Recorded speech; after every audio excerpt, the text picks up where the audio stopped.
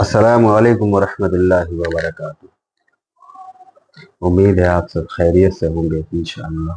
دوستوں، میں آج پھر آپ کے سامنے یہی بات لے کے آیا ہوں، بائیکاٹ کو مینٹین رکھیے، اس سے ہمارا بہت فائدہ ہو رہا ہے۔ یقین نہ مانو، آپ دیکھو جو لوگ یہ کہتے ہیں کہ بائیکاٹ سے کچھ نہیں ہوتا، انہیں یہ ویڈیو دیکھنی چاہیے۔ بائیکاٹ سے بہت کچھ ہوتا ہے میرے بھائی، بہت تبدیلی آتی۔ دو چیزیں ہمیشہ اپنے ذہن میں رکھو، یہ بہت اہم ہے۔ ایک اللہ کا ڈر اور دوسرا اللہ کا ڈر۔ اللہ کا ڈر ہمیشہ اپنے دل میں رکھو اور اللہ کا ڈر کبھی نہ چھوڑو۔ یاد رکھنا، جو مسلمان بھائی ہمارے اس فلسطین کے جنگ میں ساتھ نہیں دیں گے، ان کے لیے بہت سخت تاکید ہے۔ حضرت علی رضی اللہ تعالی عنہ نے فرمایا کہ دنیا کا سب سے ذلیل انسان وہ ہے جس کو حق اور سچ کا پتہ ہو پھر بھی جھوٹ کا ساتھ دے۔ میرے بھائی، اللہ کا خوف کرو، بائیکاٹ کرو پوری طریقے سے اسرائیل کے ہر پروڈکٹ کو، پوری طریقے سے بائیکاٹ کرو۔ میرے بھائی، اگر اس جنگ میں آپ شریک نہیں ہو سکتے تو کم سے کم ان کے اوپر ظلم کرنے والے ظالم کو ساتھ تو نہ دو، کم سے کم آپ ان کا ساتھ تو نہ دو۔ آپ ان کی چیزوں کو مت خریدو، آپ ان کا پورا بائیکاٹ کرو۔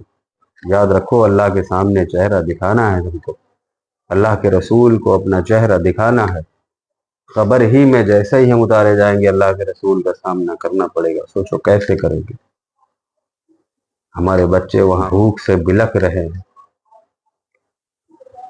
ارے ہمارے روزے تو کتنی دیر کے رہتے ہیں، 12 گھنٹہ 13 گھنٹے کے رہتے ہیں، ان کے 24 36 گھنٹے کے روزے نکل جاتے ہیں۔ یاد رکھو، اللہ یہ معاف نہیں کرے گا۔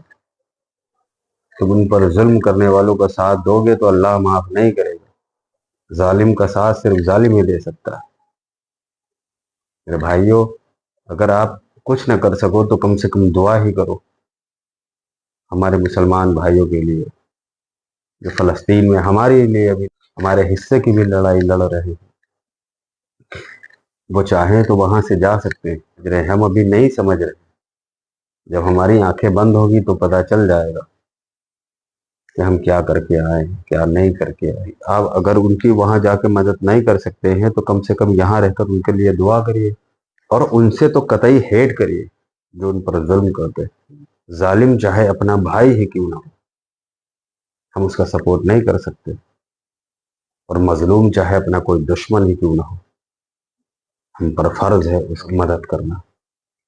تو اگر آپ وہاں جا کے مدد نہیں کر سکتے، آپ پیسوں سے کھانے سے اس کی مدد نہیں کر سکتے، تو کم سے کم آپ ان کے لیے دعا تو کر سکتے ہیں۔ آپ اسرائیلیوں کی پروڈکٹ کو بائیکاٹ تو کر سکتے ہیں۔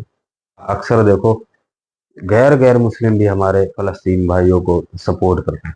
یہ مسئلہ مسلم یا نان مسلم کا نہیں ہے، مسئلہ مظلوم اور ظالم کا ہے۔